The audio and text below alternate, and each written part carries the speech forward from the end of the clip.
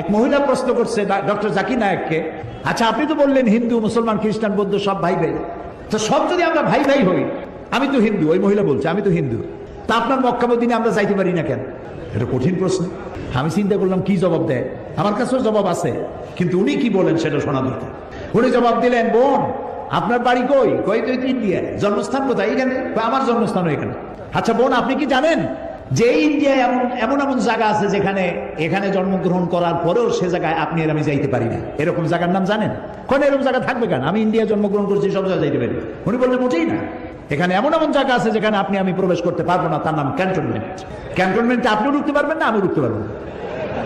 ক্যান্টনমেন্টে ঢুকবে যারা নিরাপত্তার দায়িত্বে, দেশ রক্ষার দায়িত্বে যারা আছে, যে কোনো মুহূর্তে ডাক দিয়ে পড়ে জান দেওয়ার জন্য, রক্ত দেওয়ার জন্য, জীবন দেওয়ার জন্য ঝাঁপায় পড়বে, সেসব সেনাবাহিনীর জন্যই ক্যান্টনমেন্ট তৈরি করা হয়। ওখানে